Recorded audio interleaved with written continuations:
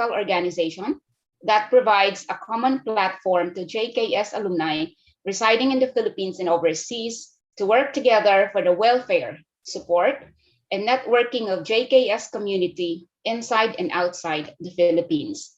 So without much further ado, let's start the ball rolling. So to officially start this event, may I call on our Dean, Dr. Henelito Sevilla Jr., Dean of the Asian Center, for his opening remarks. Dean Sevilla, the floor is yours. Yeah. Thank you very much, Professor Michelle Palombarit of Asian Center. Professor Yu Hang Shin, I'm so sorry if I don't pronounce it correctly. Forgive me. Visiting Research Fellow, Asia Center, Seoul National University. We have Attorney Melvin Suarez, State Counsel, Philippine Department of Justice. I'm not sure if Ms. Maria Gamboa is here from the United Nations High Commissioner for Refugees. And of course, the President, Mr. Ronil Laranjo, President, Global Korea Studies Philippine Alumni Association. Friends of the University of the Philippines Asian Center, ladies and gentlemen, magandang umaga sa ating lahat. Good morning to all of us. It is my pleasure to open today's webinar entitled Afghan Refugees and Multiculturalism in Korea. The issue of refugees covers the trend of internal and cross-border displacement of people due to a variety of reasons, including violent conflict or the threat of political persecution, even genocide, environmental disaster, and humanitarian or existential crisis. According to the United Nations Refugee Agency, the UNCHR, there are 82.4 million people who are forcibly displaced worldwide. 48 million are internally displaced, 4.1 million are asylum seekers, and 26.4 million are refugees. As of 2020, UNCHR reported that more than 2/3 of all refugees, or 68 of them, come from 6 countries. Syrian Arab Republic with 6.7 million, Venezuela with 4.0 million, Afghanistan with 2.6 million, South Sudan with 2.2 million, and Myanmar with 1.1 million. Of the total number of forcibly displaced people, 42% or an estimated 35 million are children below 18. Needless to say, the intensification of the refugee problem has raised concerns from the international community. We need to ask how are multilateral agencies, including the United Nations High Commissioner for Refugees, addressing the plight of persecuted or endangered populations. How has Universal Declaration of Human Rights and other international conventions on refugee and stateless individuals been applied to refugee populations in receiving countries? What are the ways in which neighboring states or states work together to address common problems that have contributed to forcible displacement of population?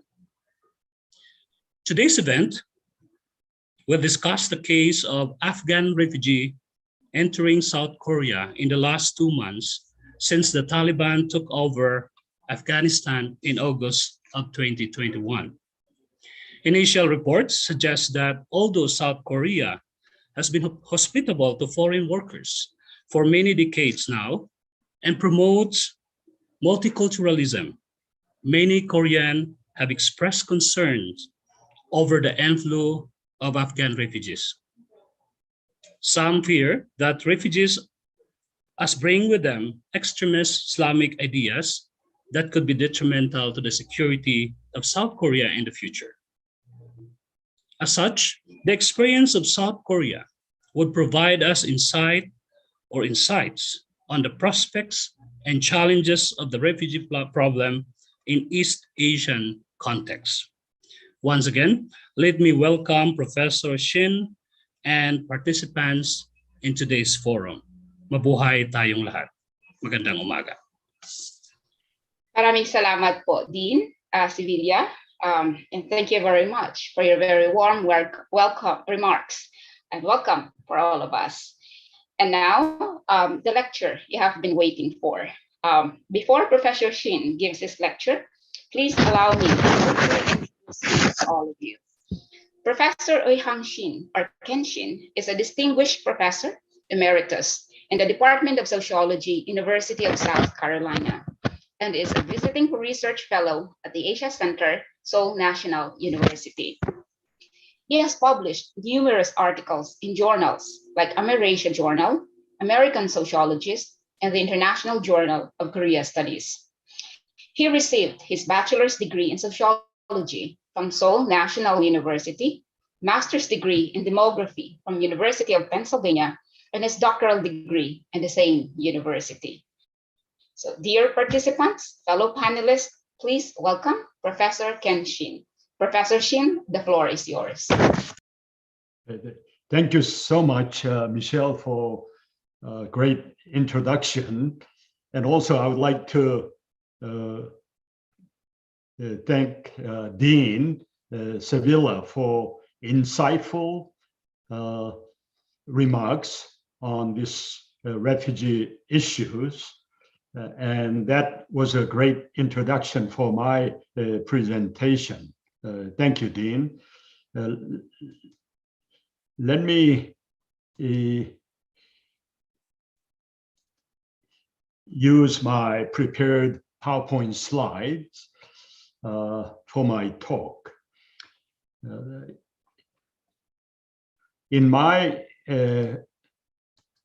presentation, I will start with the background on this refugee and multiculturalism in South Korea. Then I will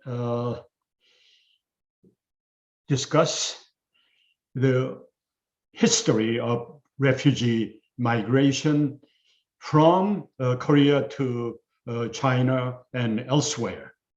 Then I will move on to how the Korean War between 1950 to 1953 impacted the Korean society in terms of population shift, including refugee migration from north to south and internal displacements.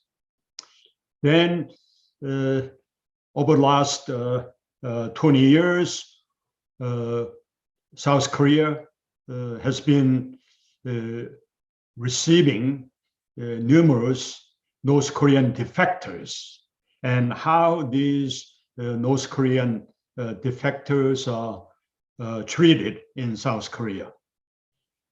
Then one of the first experience of South Korea in dealing with refugees, international refugees, was refugees from Vietnam immediately following the Vietnam War. Then just 2.5 years ago, South Korea had to deal with refugee migration from Yemen. Then most recently, as the Dean pointed out, South Korea received about 390 Afghan refugees, and how these Afghan refugees are adjusting to Korean lifestyle thus far. Then I will move on to discussing multiculturalism in South Korea, how it is correlated with international migration. Then I will discuss reflections on these issues related to refugee migration and multiculturalism in South Korea. Let me start with historical facts. One of the guiding principles of Joseon dynasty between 13th to late 19th century was this notion of Dongdo Seogi in Korean. If I translate into English, it would mean Eastern way, Western technology. It was a very powerful principle this Joseon dynasty adopted and maintained throughout the dynasty for nearly 6 centuries. Okay. This doctrine advocates that Eastern values, including Korean, Chinese, and Asian values, political philosophy, and thoughts are superior to Western ideology and Western philosophy. Yet, Joseon dynasty was willing to accept technology from West. And Joseon dynasty closed its border throughout 6 centuries of its history until turn of the 20th century. Okay. And some Western pundits therefore labeled the Joseon dynasty as a hermit kingdom, meaning it's a completely closed nation state and not accepting any relationship, international relations with other countries, with the exception of China and to some extent Japan. Therefore, this doctrine was very much ethnocentric and xenophobic kind of nuance involved.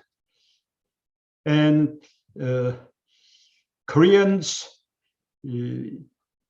defined all outsiders as barbarians. Only themselves and China are civilized people and society. However, starting around 1905, with the colonial control of Korean Peninsula by Japan, Korea was forced to open to outside world. Now, when we consider this refugee migration, we would have to approach from this dichotomy of free migration versus forced migration. Refugee migration is very much a forced migration type, and therefore it has many different diverse background factors coming into play, unlike voluntary free migration. As Dean Sabila already mentioned, this refugee migration or refugee issue is a global problem. And Dean also cited statistics on to what extent this refugee situation amount to in terms of the number of refugees involved in different categories. So I'm not going to get into that. And in terms of the country of origins of these refugees, global refugees, Dean again commented on this issue. But one item I would like to add has to do with the fact that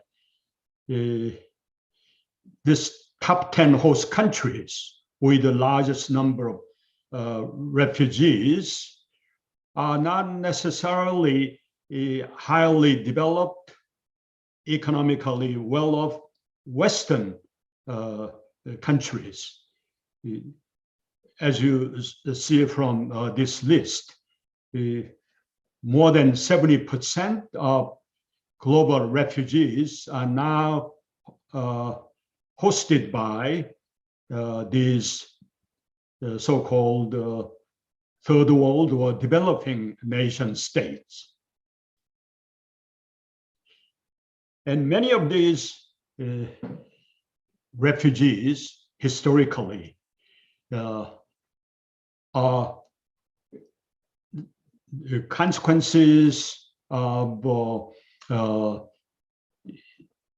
military conflict, major wars, and including World War II, and ever since Korean War, Vietnam War, and Gulf War, and war in Bosnia, Kosovo, and the war in Afghanistan, and Iraq War, and war against ISIS. Now, I came across a recent publication by Samuel Moon with the title of Humane: How the United States Abandoned Peace and Reinvented War. Just published about 3 months ago. And Professor Moyne is a professor of law and history at Yale University in New Haven, Connecticut. And he argues in his book that US became a predominant power, and US has been doing this interventionist justice in every single war we came across since the end of the World War II. Korean War, Vietnam, Gulf War, Bosnia, Kosovo, Afghanistan, Iraq. All these military conflicts involved American military forces. And Professor Moyne labeled America as the drone empire. My point here is that this refugee crisis is directly correlated with American involvement in these series of wars.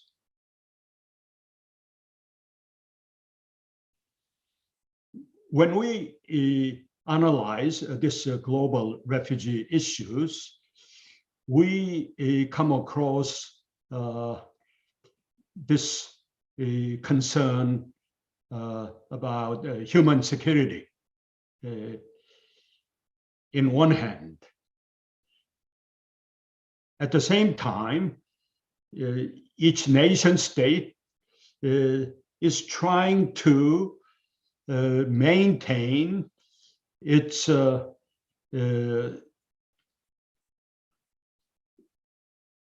kind of control over national security, as well as cultural and ethnic identity.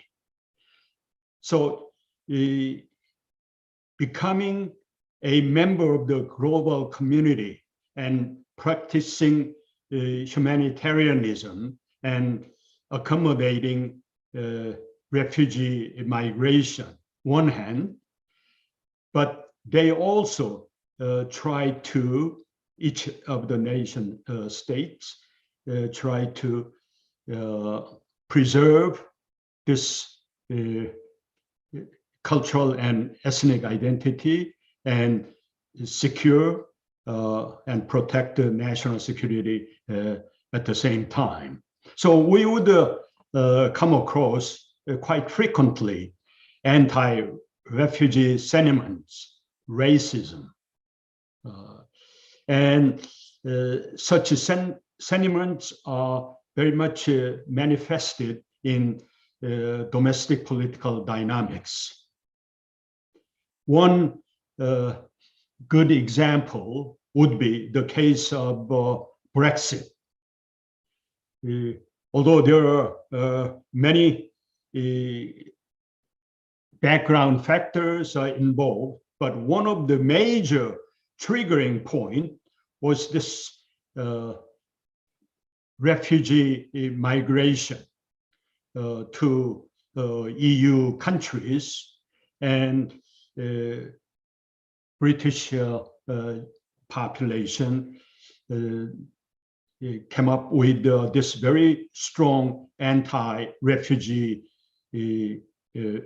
sentiment, and that was a part of the whole package, which led to declaration of exiting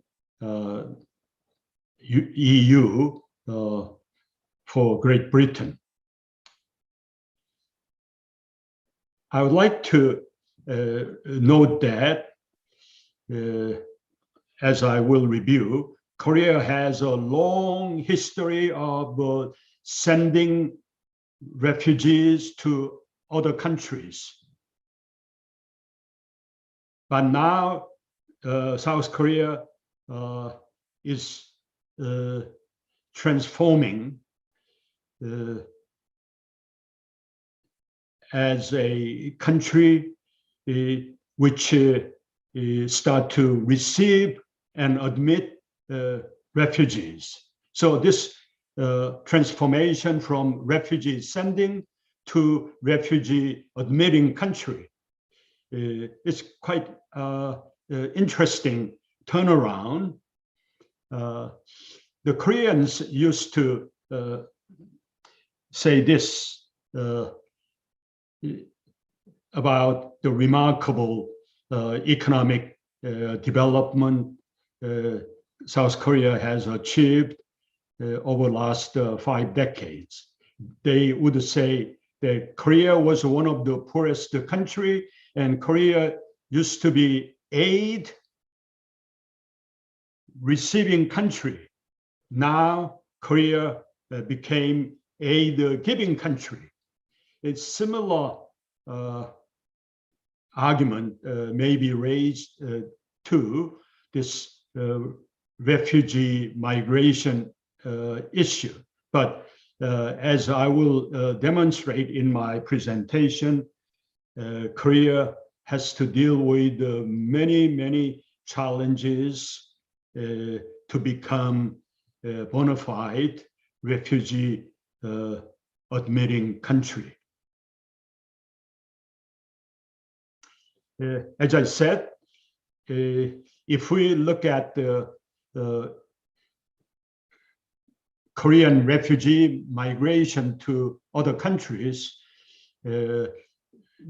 most of this outflow of Korean population did happen between 1910 and 1945 during the Japanese control of the Korean Peninsula. Korea was then protectorate of Japan for nearly 36 years until the liberation at the end of World War II. During that period, nearly 2 million Koreans moved to China, particularly northwestern region of China. Back then, it was called Manchuria. Also, 170,000 Koreans moved to the far eastern tip of Russia. And Japan mobilized Korean workforce during the preparation of World War II. So more than 600,000 Korean workers had to move to Japan and engage in war preparation related industrial sectors. Also, during that Japanese colonial control, Koreans moved to US, trying to escape the oppressive, cruel colonial Japanese regime. And the most important population movement for Korea did happen during the Korean War. Nearly 1.5 million North Koreans moved to South Korea immediately before and during the war. Then, during the Korean War, nearly 7 million population got displaced because of the North Korean military forces invasion to South Korea, and they occupied nearly 85% of South Korean territory. And the entire infrastructure of Korean economy was completely wiped out during that period. So there was a heavy rural to urban migration from one region to another, particularly to large cities, including capital city region, Seoul metropolitan area. That's how this more than 52% of South Korean population is now concentrated in one single metropolitan region, Seoul and neighboring satellite suburban areas. Then, since late 1990s, South Korea was admitting nearly 1 to 3,000 North Korean defectors. So more than 33,000 North Korean defectors came to South Korea. So all in all, this history of Korean refugee migration to other countries and accepting North Korean defectors must have sensitized South Koreans, and they would be very much receptive to this refugee issues, but that was not the case. That's what I will show in my presentation. That's quite ironic. The first international refugee issue South Korea experienced was Vietnam War refugees. But the size of the refugee migration to South Korea was quite limited. And South Korea welcomed these Vietnamese refugees, and they provided the basic supporting arrangements for these Vietnamese refugees for their settlement. However, Vietnamese refugees decided to move on to United States and some European countries, and nearly none of the Vietnamese refugees decided to settle in South Korea. That may reflect the life condition as well as reception these refugees experience in South Korea. Although we don't have any detailed documentation on this issue, whether or not these refugees from Vietnam were mistreated or they had difficult times in settling in South Korea. Anyway,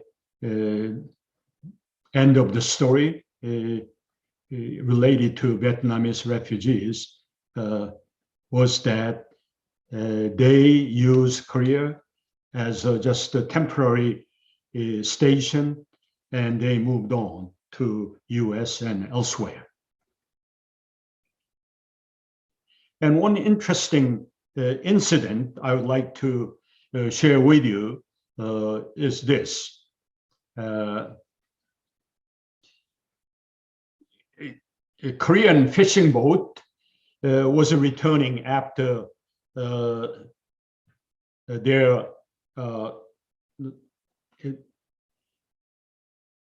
business fishing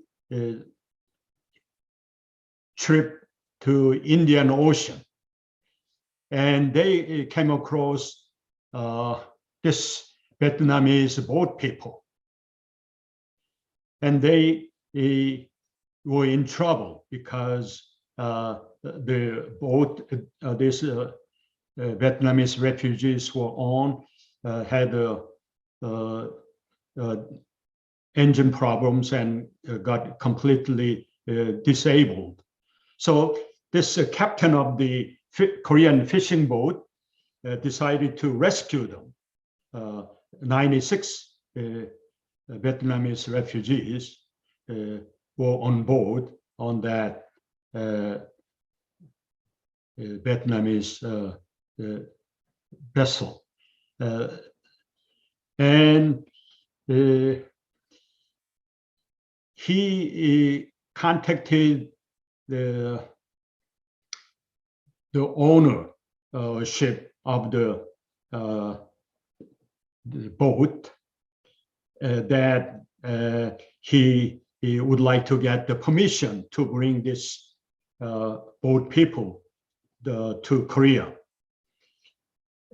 He didn't get a clear answer, but he got the impression that he was discouraged to bring these Vietnamese refugees, but he brought these people anyway during that trip to Korea, they had to share the limited amount of food the captain had on his fishing boat with these 96 Vietnamese refugees. Anyway, they got settled in Busan area, southern tip, South Korean harbor town, and eventually they were able to move on to United States. And this 96 Vietnamese refugees who settled eventually in US have been visiting South Korea. At least their delegation would come to South Korea occasionally to express their gratitude to this captain and crew on that fishing boat, South Korean fishing boat, which rescued them back in 1985. So that was a beautiful story, I thought. Then the second major international refugee migration to South Korea was from Yemen. As you may know, Yemen has been experiencing a terrible, tragic civil war for some time. And many Yemenis try to take political asylum elsewhere. And a group of Yemenis moved to Malaysia. And Malaysia decided not to accept these Yemeni refugees as by giving them refugee status. So these Yemenis came to Jeju Island because Jeju Island instituted this free visa, 30-day free visa system in 2002 to attract foreign tourists, with the caveat that citizens of 11 countries were not allowed to come to Jeju Island without visa. That the excluded countries were Afghanistan, Cuba, Iran, Iraq, Libya, Nigeria, Macedonia, Palestine, Sudan, and Syria. So Yemen was not included in that list. So the Yemenis tried to take advantage of this 30-day visa-free rule the Jeju Island adopted.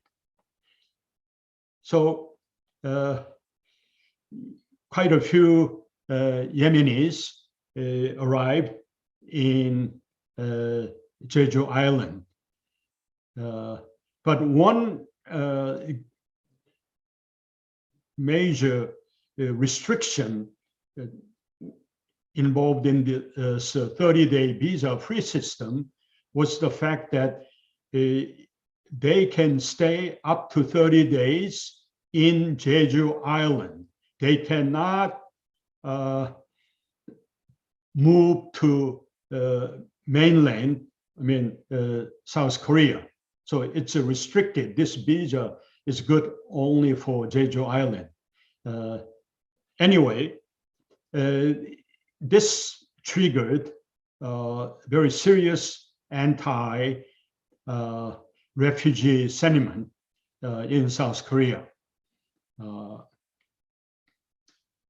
And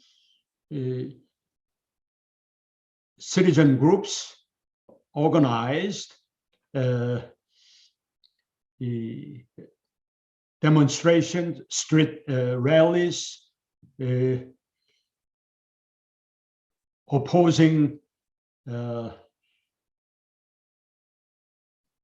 offering political asylum or refugee status to Yemeni refugees, Yemeni visitors. And this is one picture, photo showing citizen group demonstrating in front of the Ministry of Foreign Affairs that this Korean banner says these Yemenis are fake refugees. They don't deserve humanitarian accommodation. They should be deported. That kind of slogans written in Korean, and you can see the English signs they are carrying. We want to be safe. And interestingly, don't be like Europe. However, there were some pro-Yemeni refugee sentiment by liberal citizen groups. But most of the general population of South Korea, which I will show in the result of the public opinion survey, were against offering this Yemenis the refugee status. One very interesting incident involved in this Yemeni refugee issue was this national petition at the office of the president. Okay. President Moon instituted this national petition site at the office of president, and citizens would be able to register their petition on any issue. And we have observed wide-ranging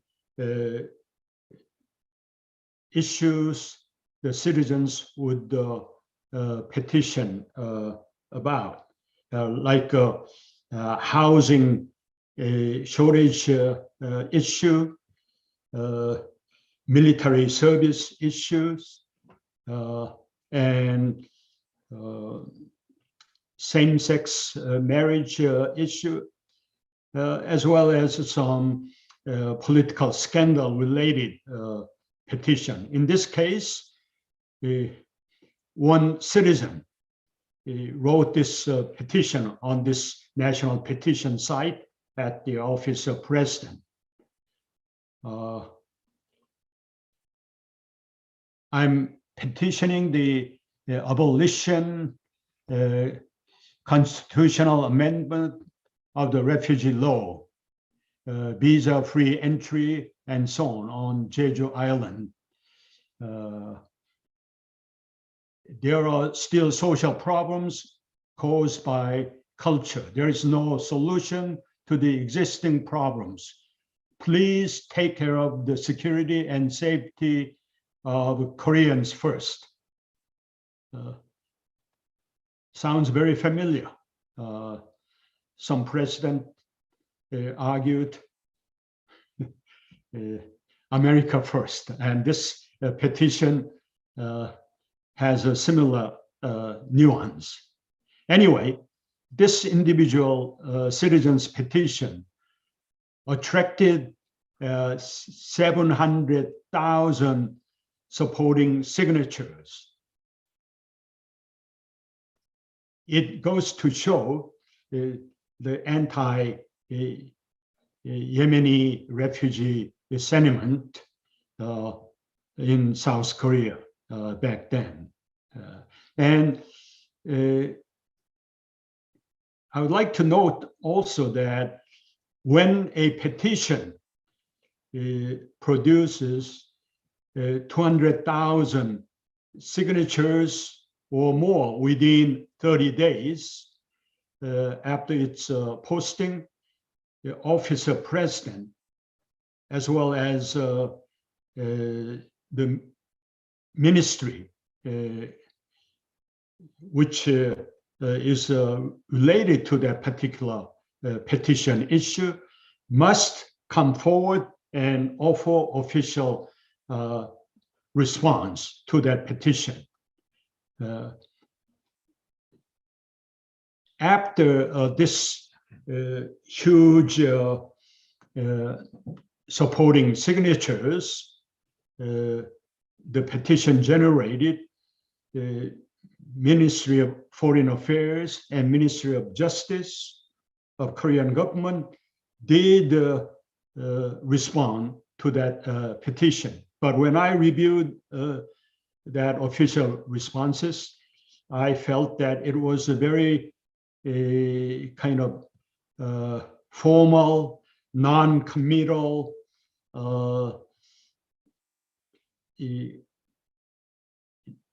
comments, no realistic, pragmatic, substantive provisions were suggested for the refugee issues. So that was one interesting development that occurred in relation to Yemeni refugees. This photo shows the citizen organizations supporting Yemeni refugees to be given that political asylum or refugee status. But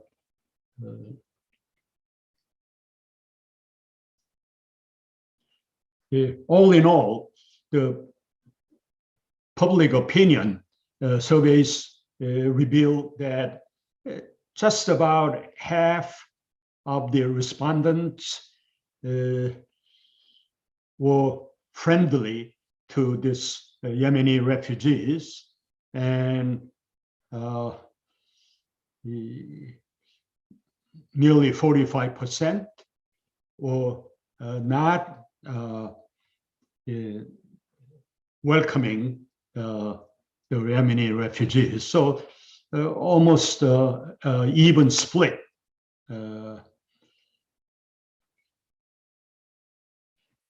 It was interesting to note that the negative opinion on Yemeni refugees was more prevalent among women than men. And also, interestingly, in contrast to my expectation, younger respondents under 40 were more hostile to Yemeni refugees than 40 and older folks.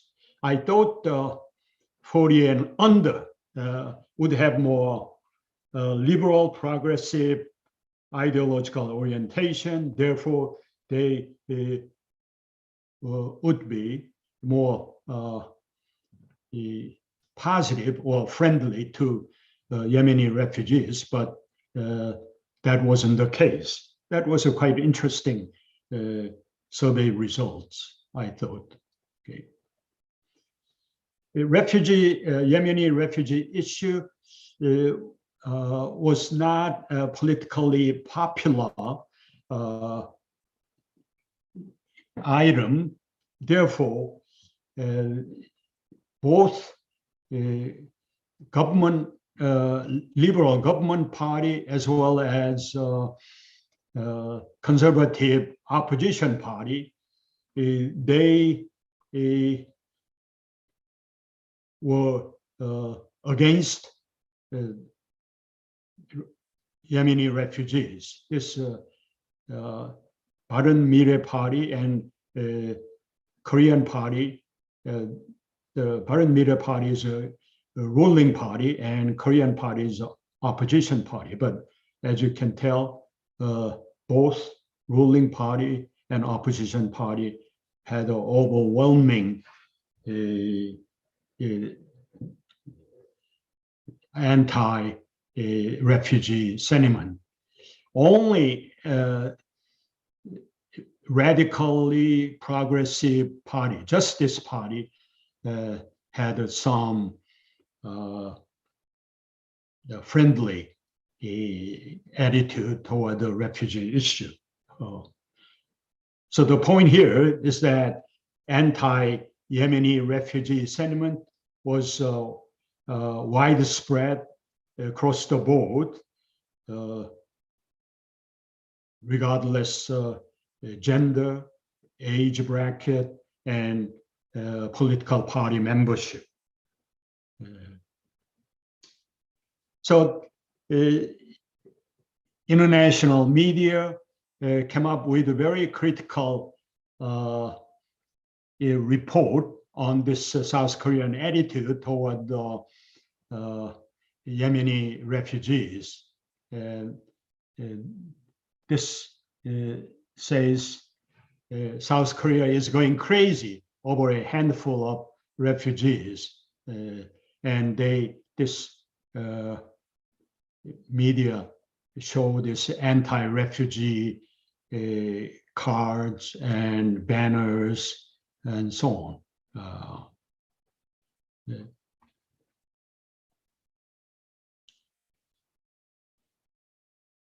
So this survey shows Koreans are not only against Muslim refugees, but they are also not agreeing with supporting North Korean defectors, accepting North Korean defectors. Only about 30% of respondents in the survey supported welcoming North Korean defectors. And only about 4.6% supported Muslim refugees. So anti-refugee sentiment is not limited to just Muslim refugees, but any foreign refugees, as well as North Korean defectors.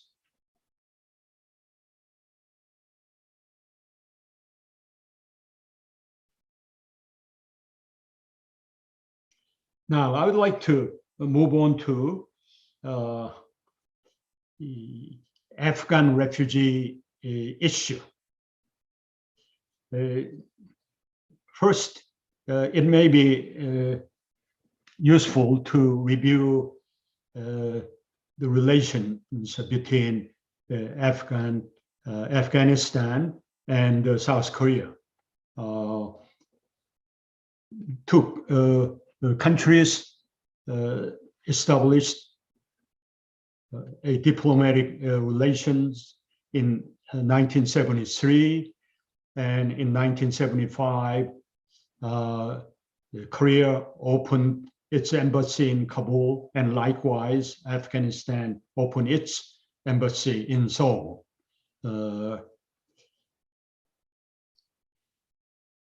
And with the emergence of Taliban, Korea closed its embassy in Kabul in 1978. I mean, in 2002.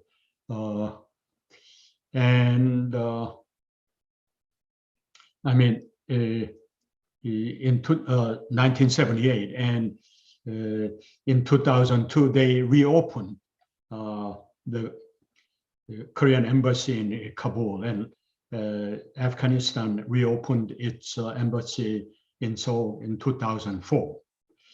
Interestingly, North Korea had its embassy in Kabul, but after the collapse of Taliban, it closed North Korean embassy in Kabul and never reopened ever since. Since 2002, the South Korean government sent its military corps of engineer supporting group and medical specialist to help the Afghanistan's redevelopment programs, and they opened this provincial reconstruction projects at different areas in Afghanistan, and also they opened a field clinic to treat Afghanistan patients, and they maintained this close ties with Afghanistan until the recent withdrawal end of August 2021. In particular, this provincial reconstruction team at different sites remained throughout this period, and this program base was the site where this project was located, and many Afghanistan, Afghan workers were hired by the Korean International Cooperative Organization and this PLT, Provincial Reconstruction Team. And these projects were going quite effectively for last 10, 11 years until very recent closing. Korean media have been using this interesting labeling.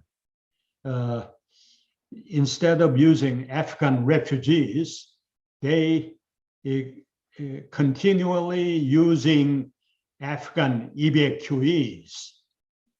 Perhaps this has a nuance of not defining them as refugees, not just yet. Okay. Korean government dispatched military aircrafts to airlift Afghan refugees. And this Korean military C-30 and KC-330 transport aircrafts got to the Kabul airport, and they would airlift these Afghans, 370 Afghan evacuees, and they would transport them first to Islamabad in Pakistan, and they would have several trips, and then from Islamabad, Pakistan, to Seoul. They transported these Afghan refugees. Most of these Afghan refugees, South Korean military rescued, were the workers at the Afghan employees who worked at the Korean embassy in Kabul and their family members. Also, as I said, those Afghans who participated in this provincial reconstruction project and field hospital, the Korean military forces and international cooperative, so-called KOICA organization opened. So they were the Korean embassy employees, Afghan physicians who worked at these field hospitals, along with the Korean doctors and nurses, and interpreters, and computer technicians, and other professionals who were directly connected to embassy or Korean establishment in Afghanistan. So they had this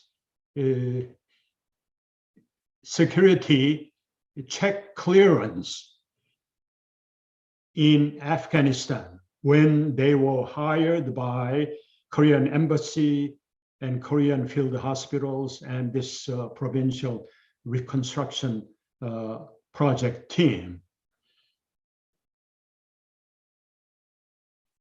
And once these Afghan refugees got to South Korea, they were housed at this government facility about, I would say, 80 miles south of Seoul in North Chungcheong province, a small town.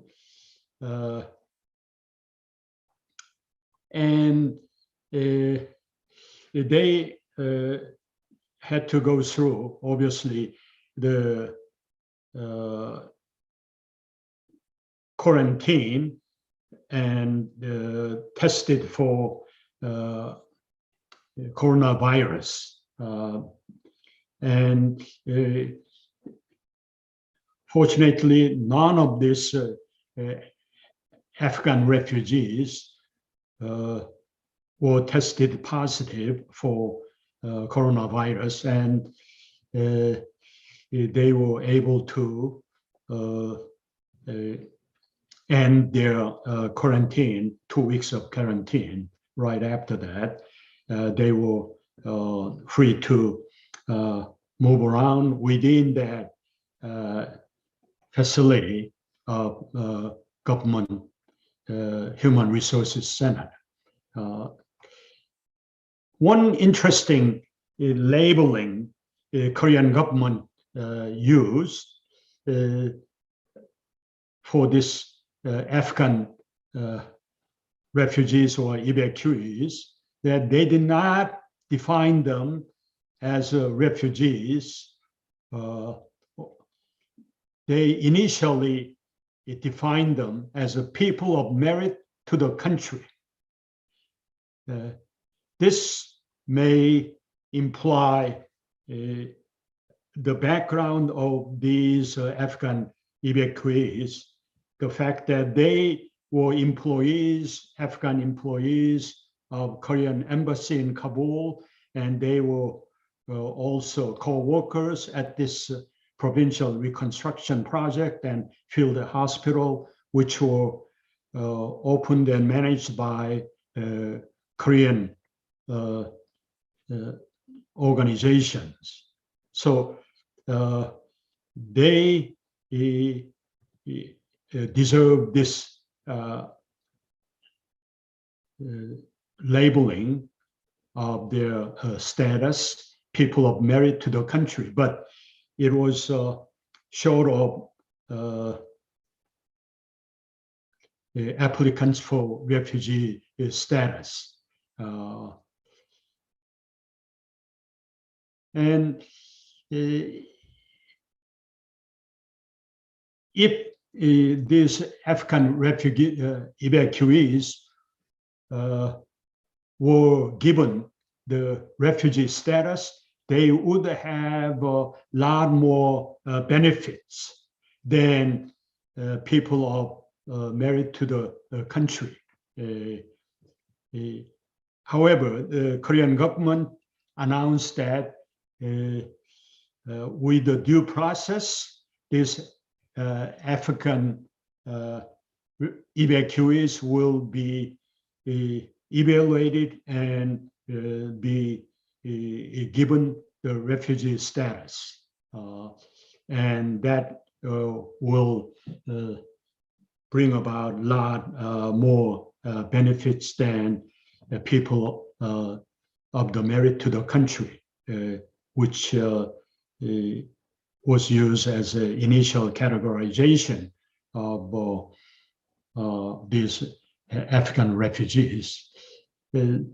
After this strange labeling used by Korean government, some liberal citizen groups criticized South Korean government by indicating that South Korean government is trying to use this delay strategy, not offering 100% refugee status, which will involve some extra financial benefits for these refugees. They are trying to avoid it, and they don't want to make a long-term commitment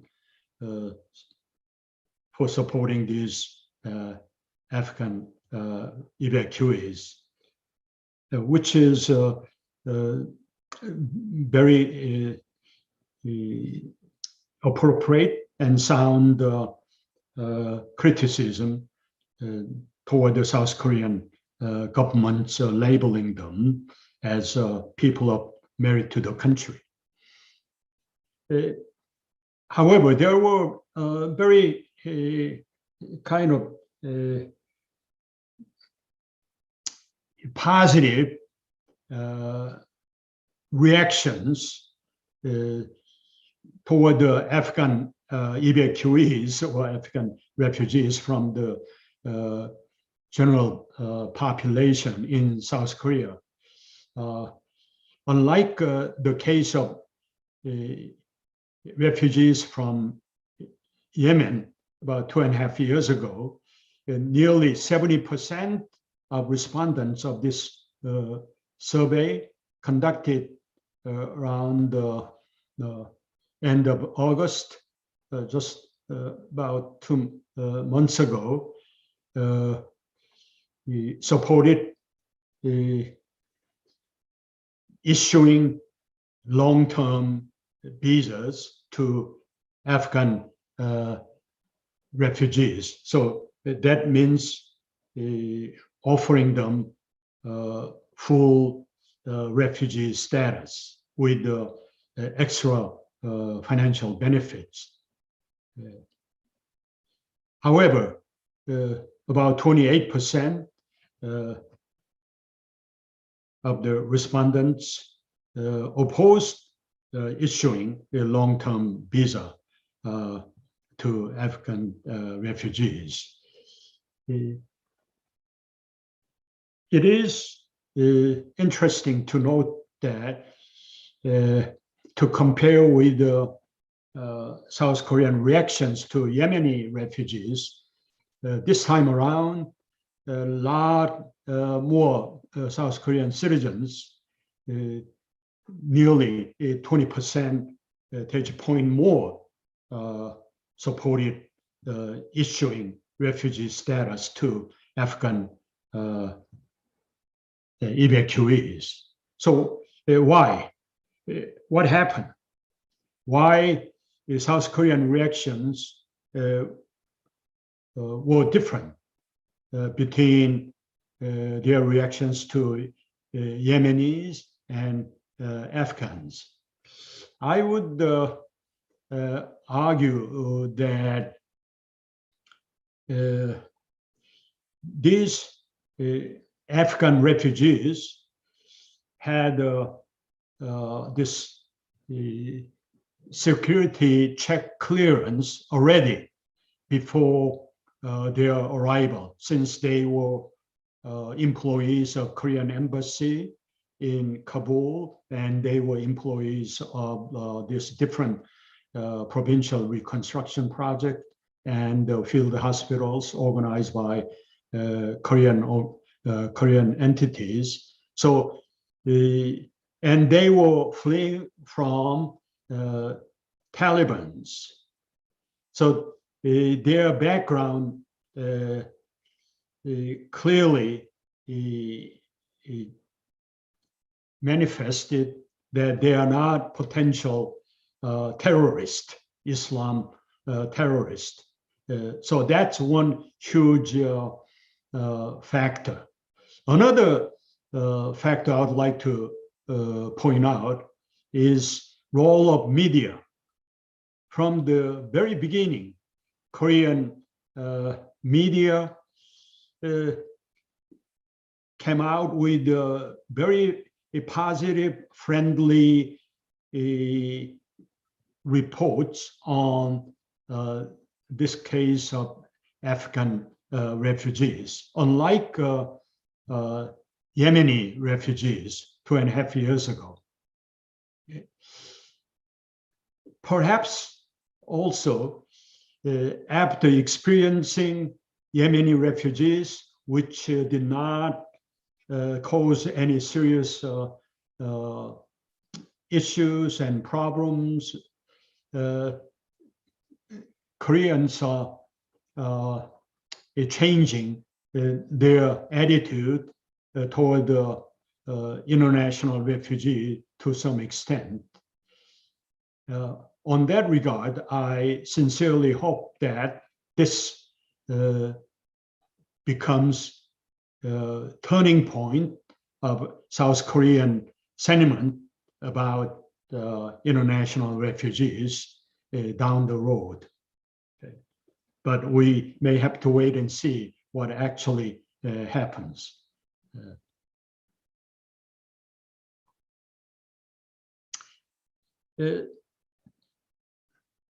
Now, that was a positive story about Afghan refugees. There is a tendency in South Korea, as I briefly pointed out earlier, the Muslims equals terrorists, that kind of unreasonable, unfounded kind of perception. And this incident in Daegu City, about, I guess, 250 miles south of Seoul, clearly demonstrate this kind of South Korean sentiment. Okay. Daegu is 4th largest city in South Korea. And Muslim students who are at this local universities as international students in Daegu started to build mosque, and not far from their university campus. It started about 2 years ago, December 2020. It was progressing smoothly, but all of a sudden, neighborhood residents and some conservative church groups organized rallies opposing this mosque construction project. And they petitioned to city office. And the city construction permit office issued an order stopping the construction project altogether.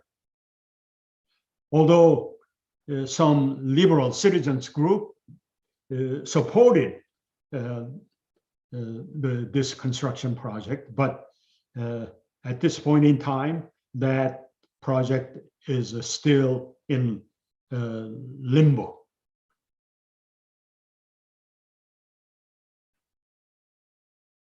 And once again, a citizen petition at the Office of President, the National Petition website, and it started to generate a lot of support.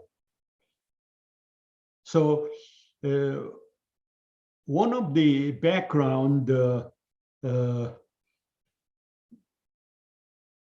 factors that may trigger this anti-mosque construction movement by the neighbors, residents, and the church group was the fact that the funding of this construction project of mosque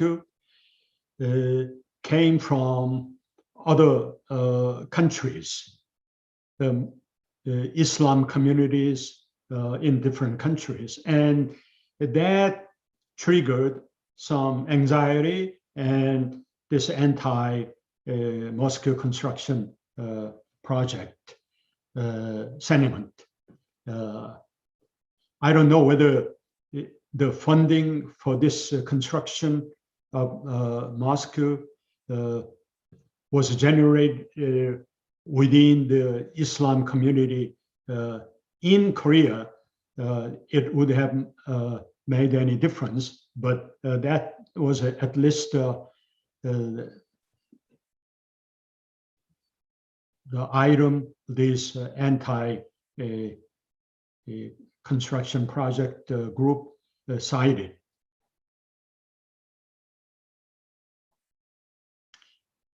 Now, I would like to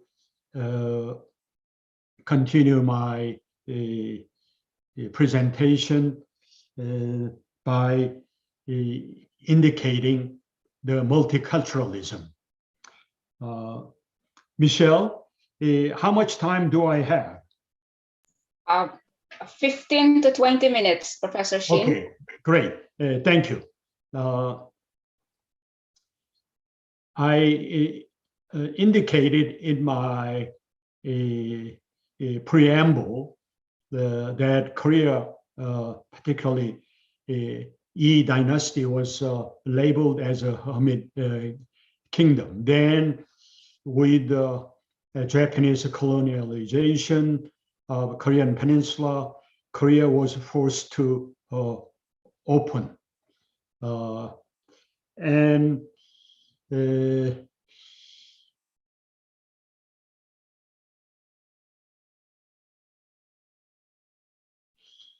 yet there is a very unique historical background in terms of multiculturalism in Korea. They have been very open, receptive to Buddhism and Confucianism. And Chinese culture, values, altogether, historically. That's quite interesting, although Korea has been very close to the outside world, but China was a special exception, including the Confucianism, and Buddhism was through China as well. And it started in the 6th century, and it continued until the late portion of the tail end of 19th century. So in terms of accepting this religious belief, although Confucianism is ethics, moral, life philosophy rather than belief system or religion per se, but they were receptive to Buddhism and Confucianism historically all these years. And the Catholicism had to go through serious challenges, including persecution. But the Protestantism did not experience that harsh treatment from the very beginning, because they use a very effective strategy by opening Western-style medical clinics and institutions of education, including middle school, high school, and colleges and universities. So they laid a pretty solid foundation to get support the political elites in Joseon Dynasty, and that paved the road for Protestant churches avoid any serious challenges and objections and persecutions, which was the case for Catholicism in early stage of its introduction. Korean War involved military alliance, not only with the United States, but 16 different countries send their military troops to defend the South Korea. So that was a major turning point for South Korea to get exposed to non-Korean international presence in South Korea. And even today, nearly 27,000 American troops still remaining in South Korea. Then, after the Vietnam War, Korean workers, Korean companies opened the projects in Middle East to participate in all sorts of construction, civil engineering, and other projects. The oil money of Middle Eastern countries supported. And that was the first ever Korean companies went through the international exposure. The other occasion was South Korean military troops going to Vietnam War, and some companies, including Hyundai and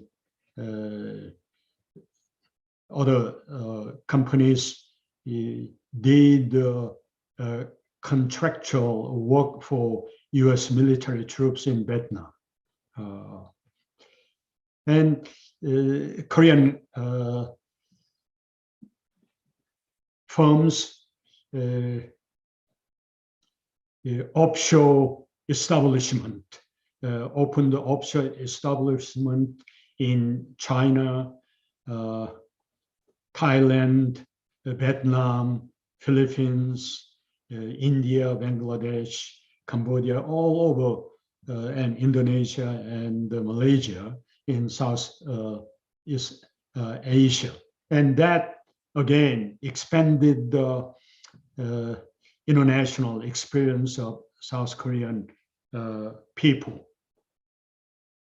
And a rapidly increasing number of South Koreans visiting other countries, particularly countries in East Asia as well as South Asia, including Philippines. Okay,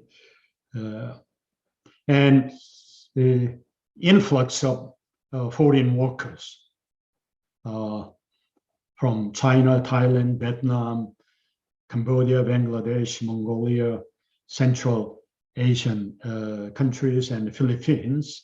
And these guest workers are meeting the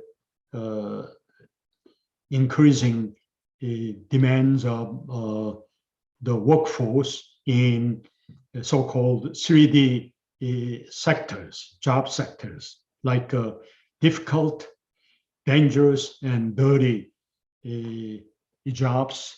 The South Korean workers are very much reluctant to take. So increasing need of foreign workers in South Korean labor market in light of the extremely low fertility rate, as well as rapidly aging population. Another index of multicultural setting of Korean society has to do with this interracial marriage, mostly Korean men and international origin women. And nearly 9% of all marriages happening in South Korea today involve this international couples. We have witnessed the rapidly transforming food culture. Some of them are mixture of Korean and Western food, like bulgogi burger with kimchi flavor, bulgogi pizza.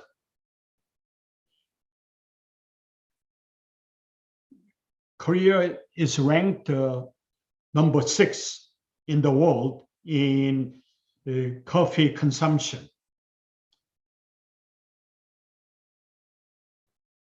I don't know whether you would believe this fact.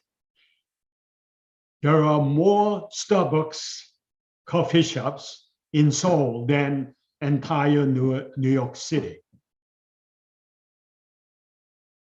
In every block, almost one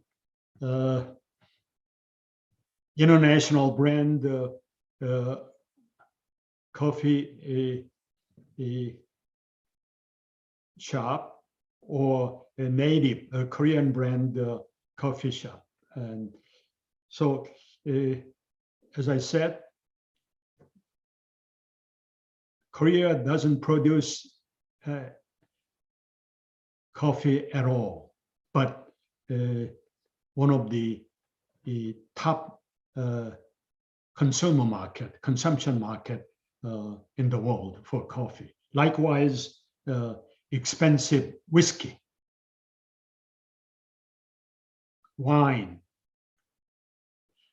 Another internet multicultural scene we have observed has to do with fashion. This is a traditional Korean hanbok, and it moved on to Western style in 1950s. And this is an interesting slide. A plainclothes police officer is measuring how short this young lady's skirt was. That was under the military regime.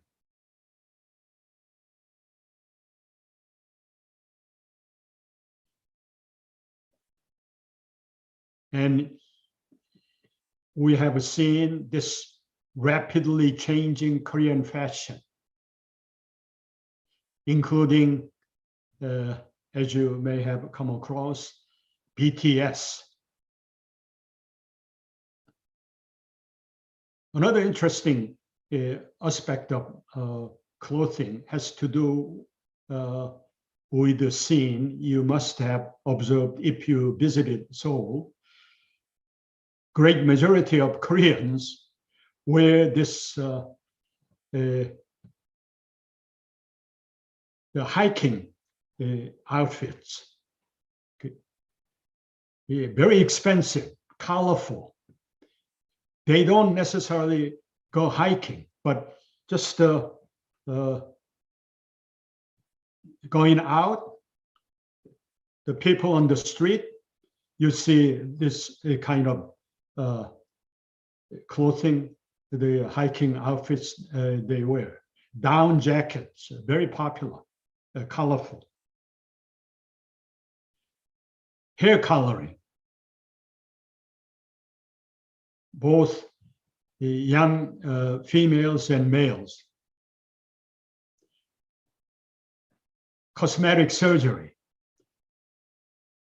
Every single subway station, you will come across a large billboard advertising cosmetic surgery, before and after kind of comparative pictures.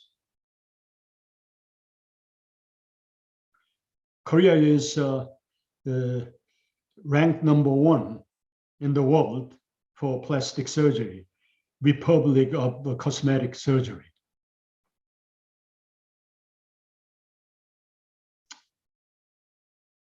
Even the sports, professional sports, attracted a lot of international players.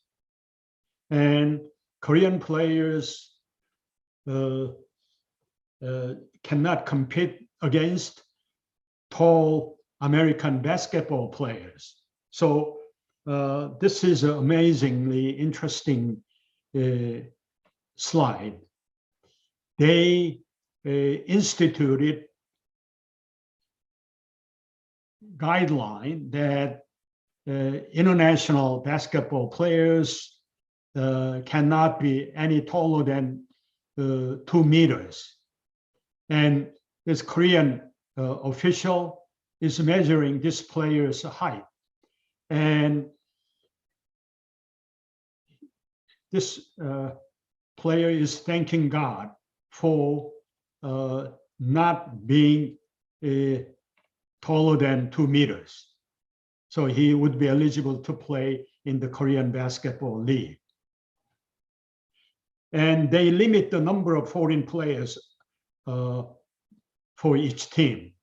And they limit that no more than 1 player for first period. No more than 1 international player can play first period, and likewise last period in quota system.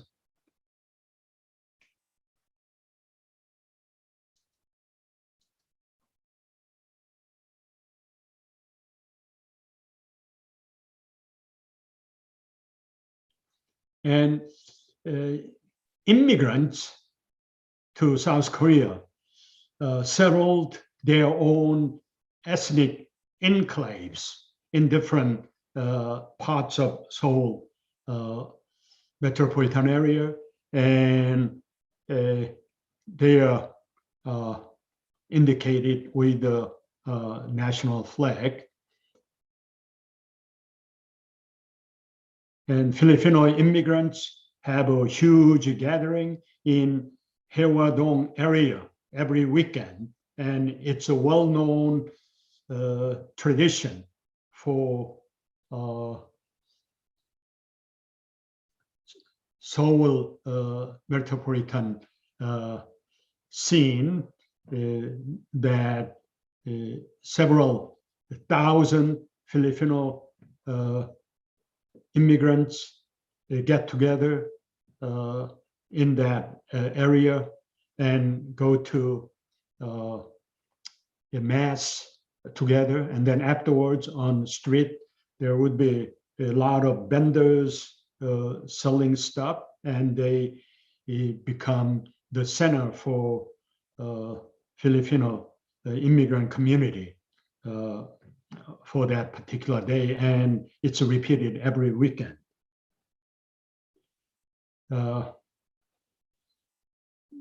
Now I'm almost done, and the history of refugee status application and acceptance shows that over the years, Korea issued only about 1.6%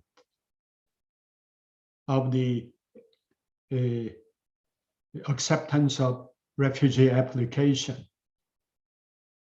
To compare with some European countries, some of the EU countries issue nearly 35 and higher acceptance of refugee application. So Korea has a long way to go.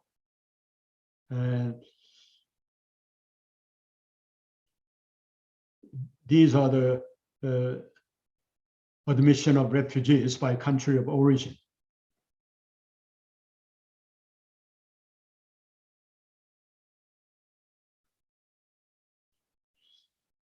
Now, how Korea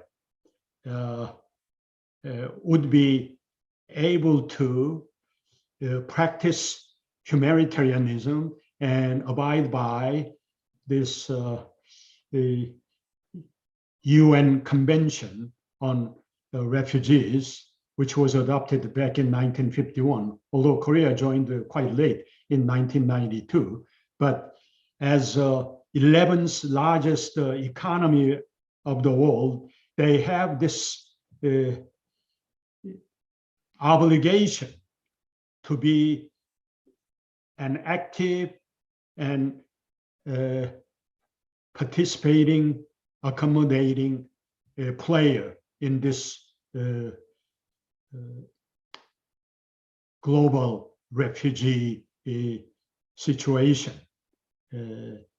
But as I said, it will take some time to overcome this anti-refugee sentiments, which have been manifested in these public opinion surveys I shared with you. Okay. And one item which I did not talk about was this climate refugees. Climate change is one of the most challenges the world has to deal with. And these climate refugees will be emerging at increasing rate down the road. So not only Korea, but other countries in the global community, they must be preparing for this emerging crisis of climate change. Okay, that's about all I have to say. And I went over my time limit, and I would be happy to hear the comments and from the commentators, and also open up the floor. When the floor is open, I would be happy to respond to questions from the floor. Thank you. Thank you for your attention. A very fascinating lecture indeed, Professor Shin. We have learned a lot from this lecture. And by the way, the Philippine enclave that you mentioned a while ago, that's in Hewado. You're right. Every Sunday, there are many Filipinos gathered there in that area. And that place is popularly known as Jagon Manila, or the Little Manila. Yes. Okay, thank you, Professor Shin. Jinshimuro kamsahamnida. Before we go to our Q&A portion, let's hear from our distinguished reactors.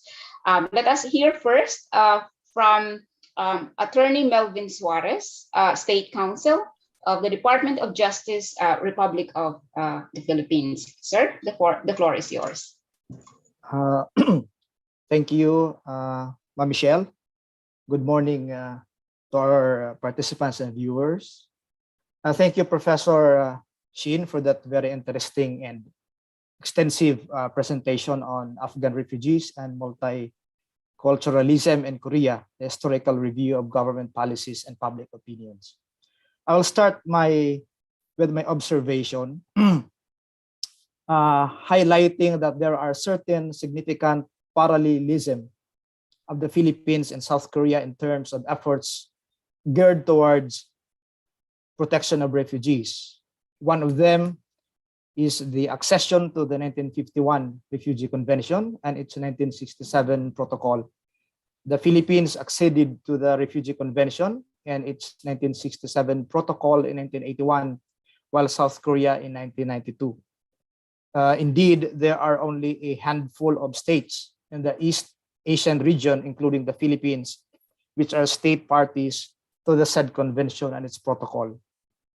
Another parallelism is the transformation of South Korea to open its borders in accepting refugees and other persons of concern. We call that POC, albeit there are some sectors are opposed to it, such as the North Korean migrants in the 1940s to 1950s and the North Korean defectors to South Korea, and the Vietnamese refugees, or the Vietnamese boat people in 1975.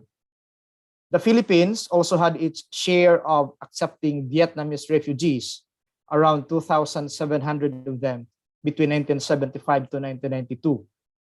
In fact, these Vietnamese boat people, refugees, were considered as the sixth wave of refugees that arrived and took refuge in our country.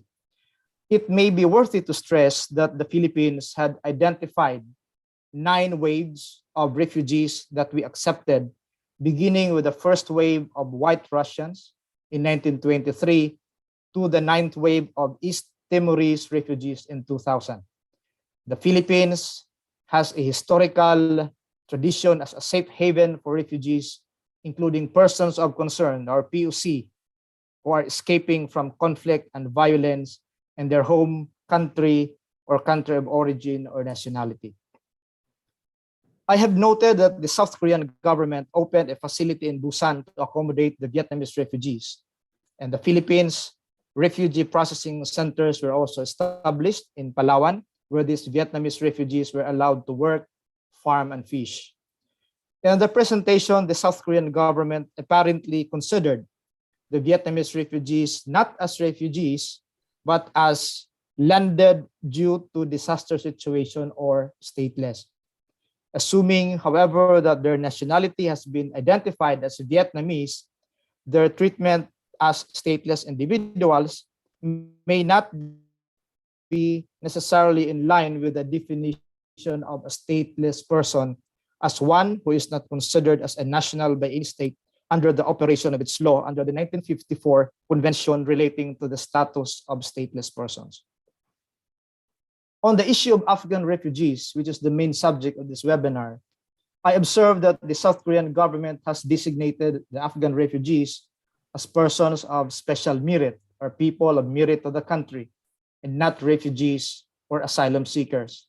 This may be an apparent attempt to counter any possible discrimination against them. I further noted the incident involving Yemeni asylum seekers who suddenly fled to southern Jeju Island in 2018 to escape the war in their country, which allegedly triggered a huge public outcry in South Korea. Thousands of people were reported to have taken the streets to protest against what they called fake refugees, and for fear that they would commit crimes and disrupt their peaceful lives. One news account said that these Afghan refugees, or evacuees, also called as special contributors, include people who work for the Korean government, companies, and organizations in Afghanistan. On the other hand, the Philippines, in keeping with its rich humanitarian tradition, has once again opened its doors for the first Afghan refugees to enter the country since the Taliban took control of Afghanistan. Unfortunately, no further information was, however, provided to the public for their safety and privacy, and in strict observance of the principle of confidentiality in the asylum processes. In a public statement, the Department of Justice, through Justice Secretary Minardo Guevara, has assured that sufficient safeguards are in place to manage national security implications arising from the Philippines' decision to accept potential refugees from Afghanistan. He further added that the National Bureau of Investigation, or NBI, and the National Intelligence Coordinating Agency, or NICA, may be called upon to determine if the applicant for refugee status poses a threat to national security. Secretary Guevara further clarified that there is no specific quota on the number of Afghan refugees which may be taken in by the Philippines. While the protection landscape is generally favorable for refugees and other POC in the Philippines, we recognize that there are still certain gaps and challenges, notably the absence yet of a comprehensive statute on refugees and stateless persons that need to be addressed upon. Notwithstanding these gaps and challenges, the Philippine government, through the DOJ Refugees and Stateless Persons Protection Unit, or known by the acronym RSPPU, has consistently exerted efforts adopting a whole of society approach in strengthening and institutionalizing policies and legal frameworks which are socially inclusive and supportive of POC in accessing basic rights and services, and to enable them to integrate in our local communities as part of their durable solutions. We also recognize the need to increase awareness on the issues, concerns, and sensitivities surrounding the persons of concern. On that note, the government, in cooperation with the United Nations High Commissioner for Refugees, or UNHCR, has undertaken efforts to encourage wider support among various sectors of society outside of government, such as the private sector, the academe, the civil society, the faith-based, and non-government organizations. We also find the necessity to continuously engage with our POC for the proactive participation in identifying the appropriate interventions and measures needed to ensure that they are able to attain durable solutions. We underscore that the Philippines and South Korea can learn from each other and share its good practices in the matter of refugee status determination and protection. This is so since South Korea has already enacted its own domestic refugee law known as the Refugee Act, which took effect in 2013, while the Philippines is still in the process of advocating a champion in Congress to support the passage into law of a comprehensive bill on refugees and stateless persons.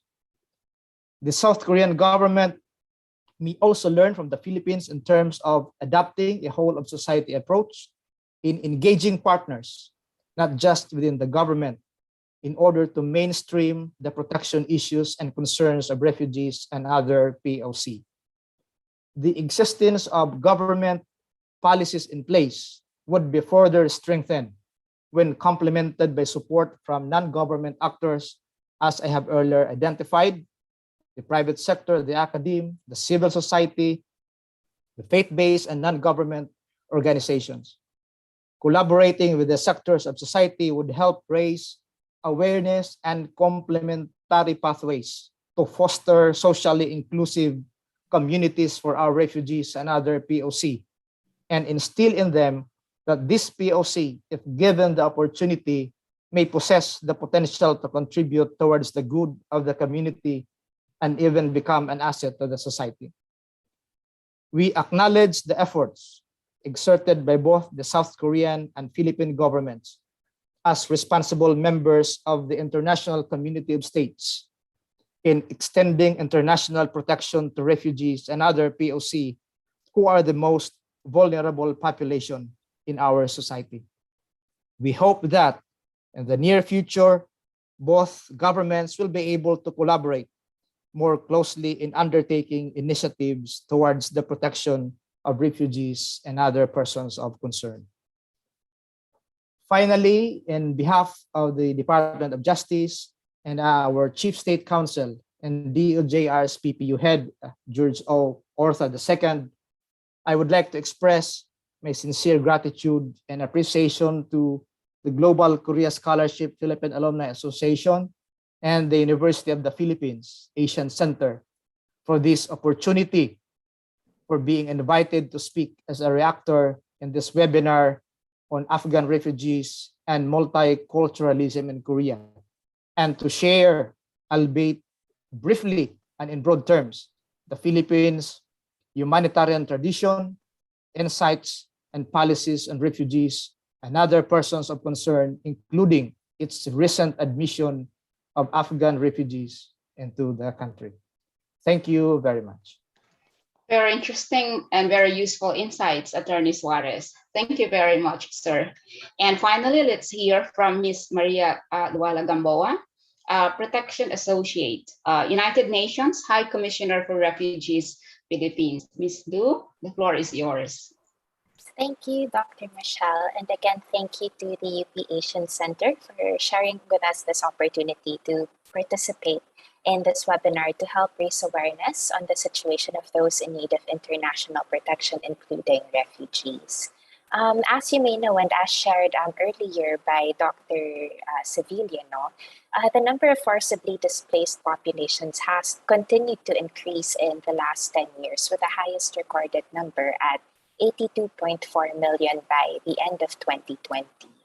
And with more people being forced to flee due to conflict and or persecution, the call for international solidarity has become more vital in ensuring that forcibly displaced populations, including refugees, continue to have access to their basic rights at all times. We would also like to acknowledge the efforts of both Korea and the Philippines in heeding the call of the international community to extend protection to Afghan nationals at risk of persecution. The efforts of both states to accommodate these individuals amid a global crisis or a pandemic is a testament to the commitment of both Korea and the Philippines in sharing the global responsibility to address situations of forced displacement. The protection of vulnerable populations, in fact, extends beyond their legal status in the host country. This entails their continued access to basic rights and protective services to ensure that they are able to rebuild their lives in dignity and attain durable solutions.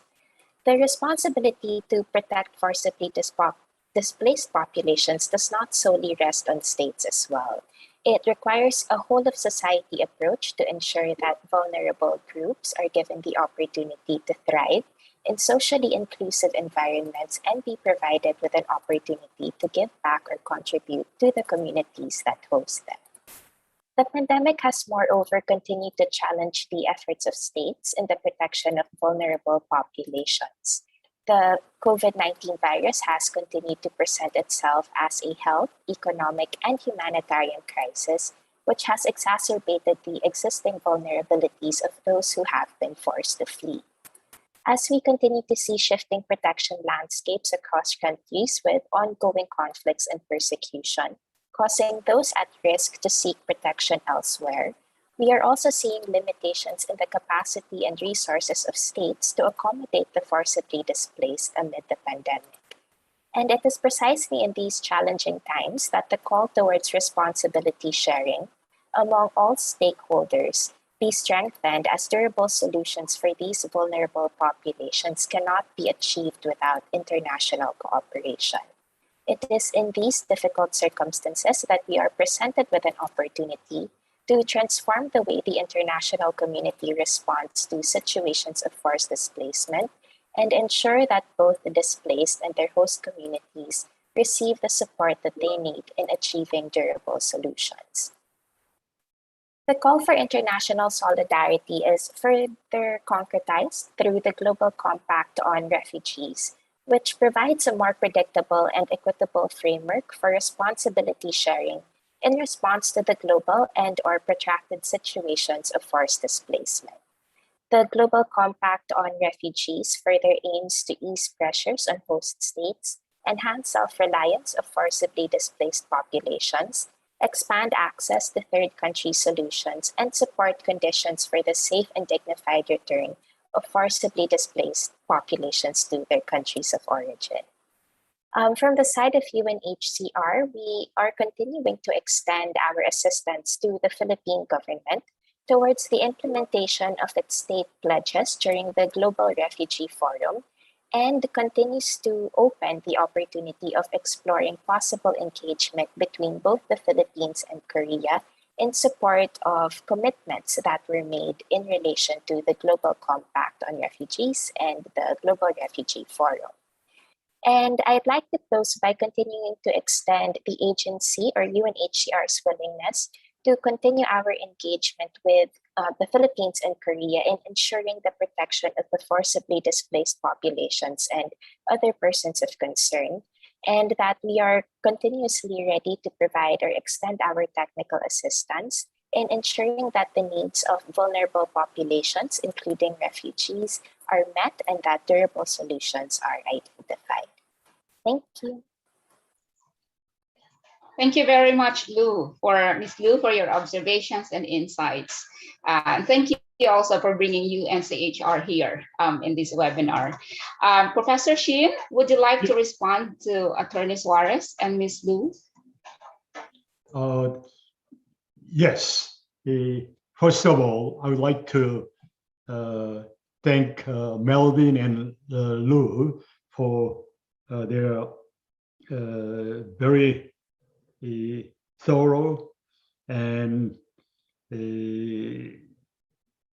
comprehensive and insightful observations on this global refugee crisis. What I would like to propose is this. in case of Korea, and perhaps in the Philippines and elsewhere, the citizen organizations, NGOs, have played a critical role for political democratization over the years.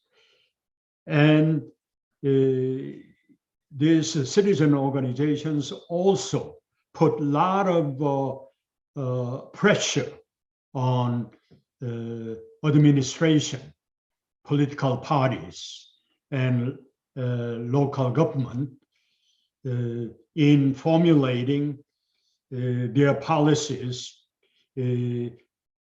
which are more humanitarian, acceptable to the future of family of mankind.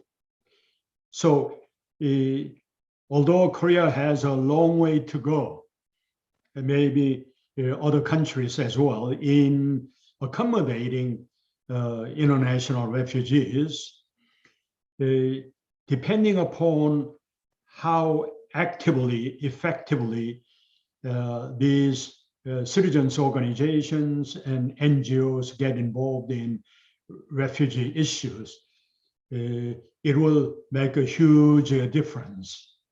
And they have a betting record in Korea over the years. And I'm hoping that these citizens organizations and church groups and labor groups initiate their move for promoting greater understanding of refugee issues and more welcoming sentiment toward the refugees in the near future. At least that's what I hope to happen in South Korea. That's what I would like to say as my overall reaction to Lou's and Melvin's comments. Thank you. Yeah, interesting. Thank you very much, Professor Shin. Let's proceed now to the question and answer session. We have 3 questions here. I'll read the question to you, Professor Shin. The first one is from Jope Santarita, our former dean of the Asian Center. He said here, the result of the survey about the openness of South Koreans to refugees shows hesitation to Muslim refugees in the country. Does it mean that Islamophobia is still high among South Koreans?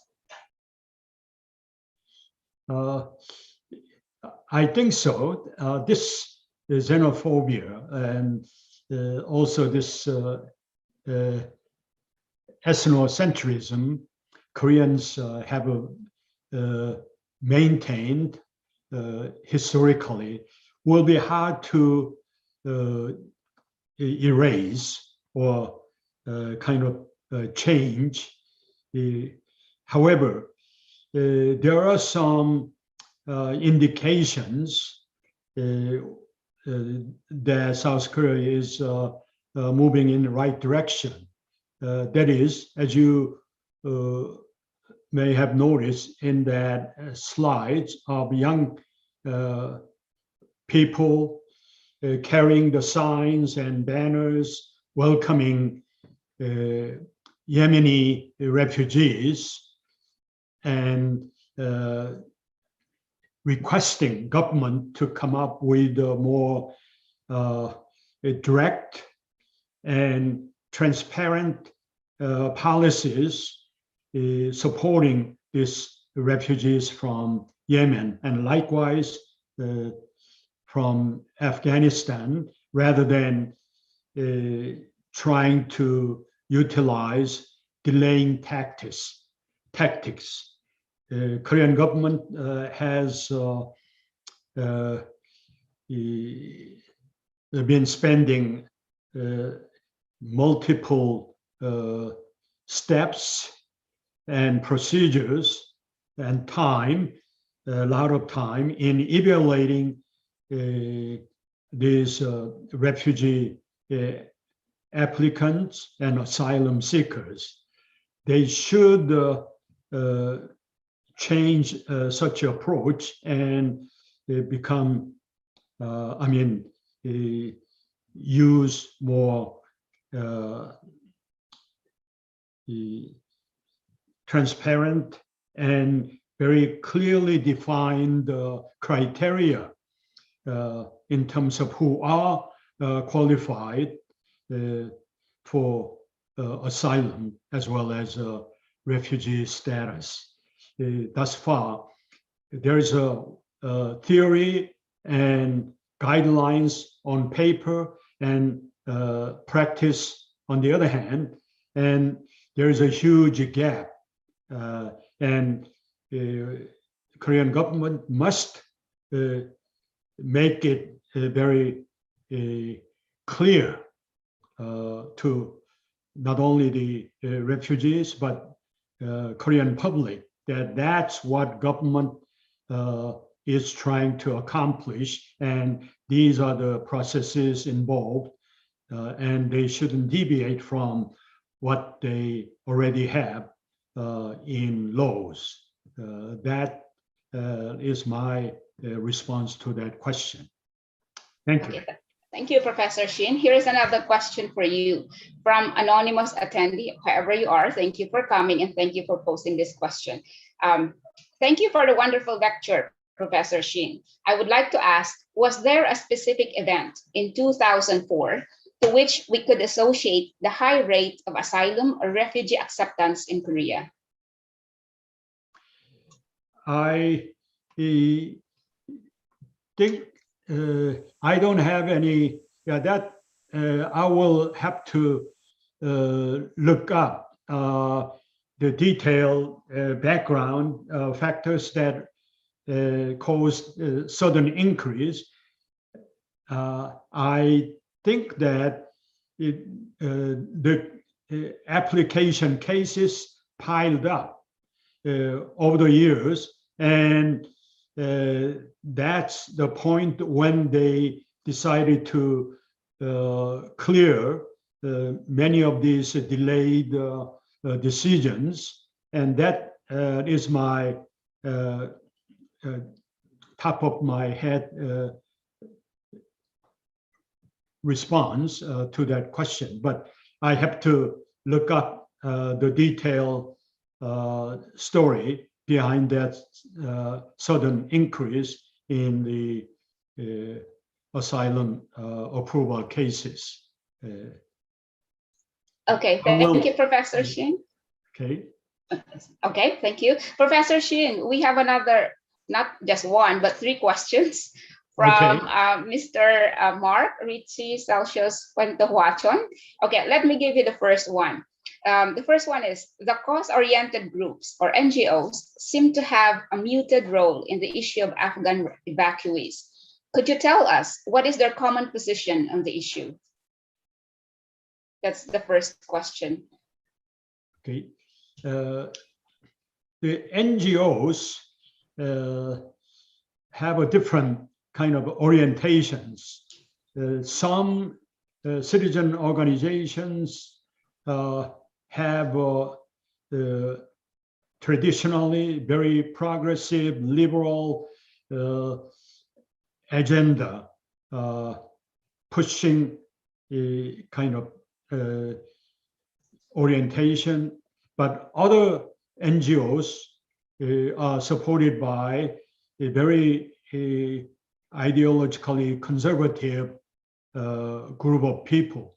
So different NGOs have a different kind of cuts and agenda they push forward. However, even the liberal citizens organizations would have enough power and supporting group, and they would be in strategic position to influence the administration in making positive and quick decisions on refugee issues in Korea today. However, some NGOs have been very reluctant to push this agenda forward up to this point in time. But with this Afghan refugee migration, I think Korean NGOs will pay more attention to these issues, and they will be more aggressive and forceful in pushing that agenda in a right direction and supporting the refugee settlement as well. That's my thoughts on that issue. Thank you, Professor Shin. The second question pertains to a religion and philosophy aspect. Buddhism teaches tolerance. Confucianism preaches ethics towards others, while Christianity has quote-unquote good Samaritans. Their common language is benevolence. Do you think religion or philosophy exacerbates or tempers the negative view of certain publics in Korean society on Afghans or any refugee groups? Yes and no. For example, some, as I said, conservative church groups, particularly Protestant church groups, showed very much anti-refugee sentiment. And this conservative Protestant church groups have been advocating very much a traditional Orthodox agenda, and they are not that flexible in adjusting the rapidly changing global conditions, including, in this case, global refugee problems. On the other hand, some Catholic clergy group is very supportive of refugee issues. They don't consider these Muslim refugees or Muslim immigrants are the potential terrorist threat to national interest and security. They don't have that kind of perspective. So depending upon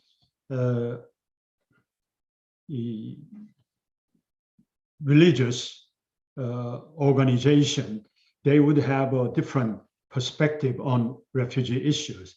I have not come across how the Buddhist organizations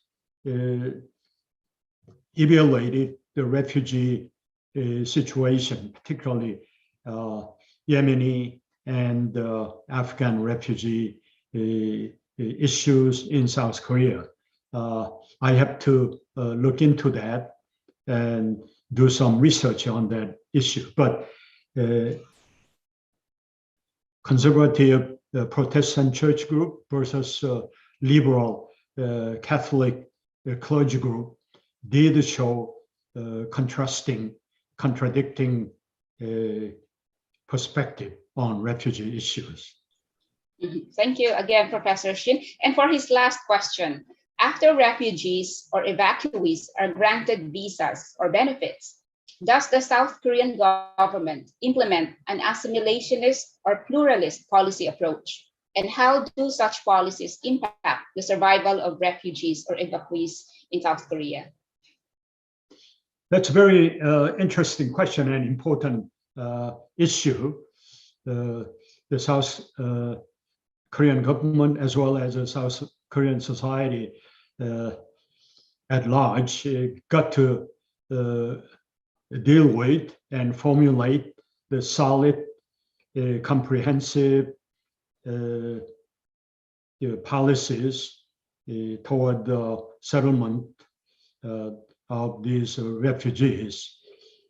But as I said, the South Korean government has been quite reluctant in making long-term commitment for refugees, regardless their the country of origin or religious background. They are hoping that these refugees stay in Korea a short-term basis and move on to more affluent and more welcoming countries, including U.S., Germany, and other countries. And it is essential that South Korean government change this line of thinking and deal with the refugee issue directly and make it very clear that they will go by the book. These are the criteria of offering refugee status and asylum status and approve asylum application. And once that is done, what are the government support packages available for approved refugees and asylum seekers? Thus far, they have very vague guidelines. And when it comes to actual application and practice of offering these benefits, I'm not sure whether they have been doing 100% and stick to the guidelines they have already established. So we need some citizens organization evaluating actual practice of Korean government, how they deal with refugee application for refugee status and approval of political asylum seekers. And that kind of scrutinizing government practice would be necessary to keep the administration in line with the rules and guidelines. That will help in supporting refugee settlement in South Korea. Okay, that's my response. Thank you, Professor. For the question. That's the last question of Mr. Hwa-chon. And he would like to extend his many thanks for the learning experience he learned from this webinar. Okay, we have another question here, Professor Shin, from Medina. The question is, aside from NGOs and citizens organizations, how do you see the role of educational institutions, higher educations for that matter, in awareness and response to help displaced peoples? That's an outstanding comment and question. Yes, education is extremely important and critical in promoting deeper, heartful feelings and understanding of this refugee issue. However, Korean institutions of higher education are not dealing with these issues upfront. There are academicians at different campuses who are actively involved in NGO programs helping refugees. But as an institution, I don't see that many programs or course contents which include the discussion on the refugee issues. It doesn't have to be pro-refugee. Even someone would like to argue against accepting and admitting refugees, they should come forward and openly debate in academic setting, and that's not happening that much in South Korea today. There are some academic organizations, research organizations, which picked up this refugee issues as themes for conferences, but we still have a long way to go to offer comprehensive education programs on this refugee issues in South Korea. Thank you for that question. Okay, thank you, Professor Shin. We have another one from Jody Perez.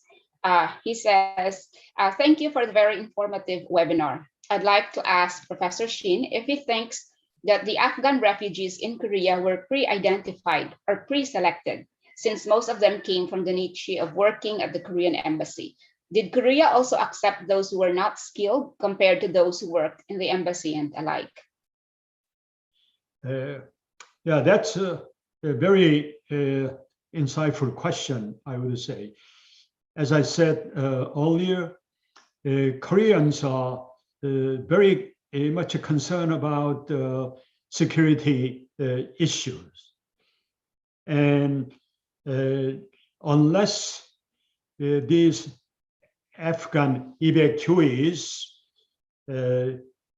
passed the background security check, Korean government would not allow any of those evacuees come to Korea and welcome and sent to this facility for accommodation. In fact, in one case, one Afghan evacuees did arrive in South Korea, but the second stage of background security check of that one evacuee, that evacuee did not pass it. So Korean government returned that evacuee to Afghanistan. Therefore, up to this point in time, the Koreans would be very reluctant to accept just African refugees without checking their background. And that has been practiced up to this point in time. And I hope they open up a little bit and with some reasonable level of security clearance process. I hope Korean government do accept Afghan refugees down the road, but I have not seen any sign or indication up to this point in time that they're moving in that direction as yet. Thank you for that question. Thank you very much, Professor Shin. In as much as we want to accommodate all the questions, in the interest of time, I'm afraid we can't accommodate all the questions. But thank you, Professor Shin, for your lecture and for answering all the questions that were given to you. So before we officially close this event, dear participants and fellow panelists, please join me in extending our gratitude to Professor Shin, our speaker, and our reactors for being with us in this event. Danae, could you please flash on the screen our certificates for our reactors and Professor Shin? Okay. Yes, the Asian Center and JKS Alumni would like to award this certificate to Attorney Melvin Suarez for serving as a reactor during the webinar Afghan Refugees and Multiculturalism in Korea, held on October 25, 2021 via Zoom. Signed, Dr. Hinelito A. Sevilla Jr., Dean of the Asian Center, and Ronel Laranjo, President of GKS-PHAA, Philippine Alumni Association. Okay, next. We would like also to award a certificate to Ms. Maria Luela Gamboa for serving as a reactor during this webinar on Afghan refugees and multiculturalism and in Korea. And finally, we would like to award a certificate to Professor Uihang Shin or Ken Shin for serving as a very interesting speaker during this webinar on Afghan refugees and multiculturalism in Korea. Signed, Dean Inelito A. Sevilla Jr. and Ronel Laranjo, President of JKS Philippine Alumni Association. With that, please, dear participants and fellow panelists, join me in giving our big round of applause virtually to our speaker, Professor Shin, and our reactors, Attorney Melvin Suarez and Ms. Lou Gamboa. Okay. I hope you can hear that, Professor Shin and Attorney Suarez and Ms. Lou. Okay.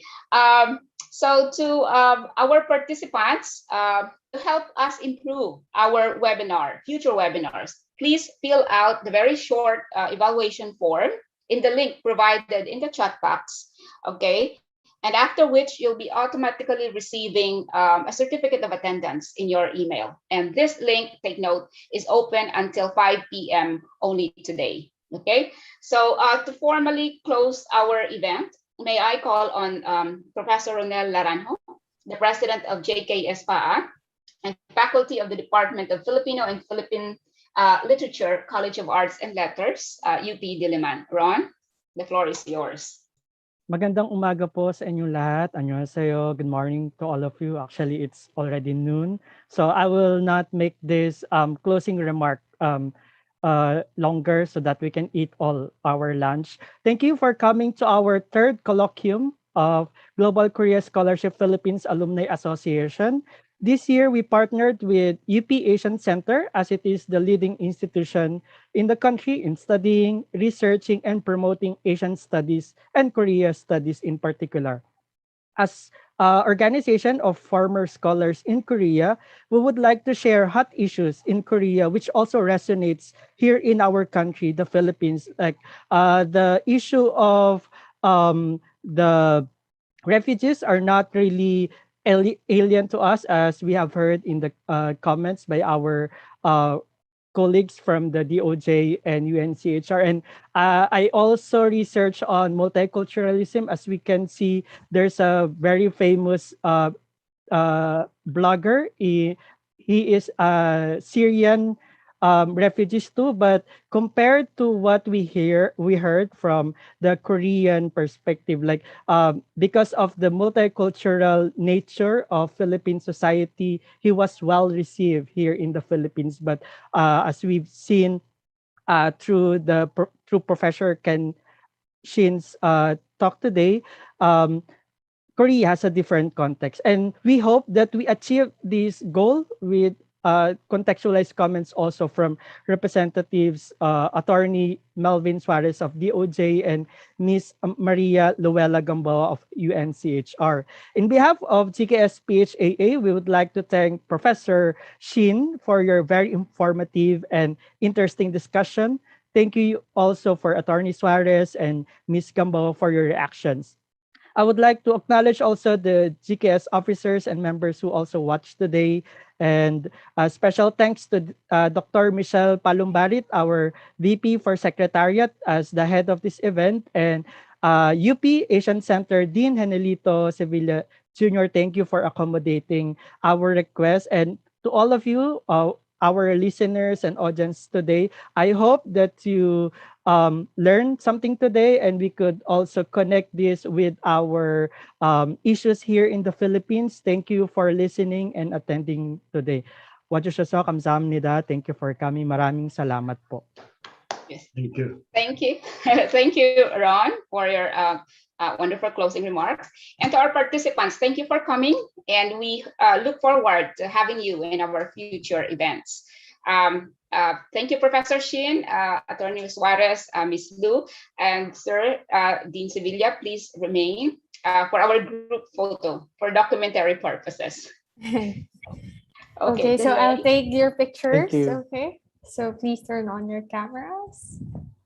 Okay, so let me take it. 1, 2, 3, smile.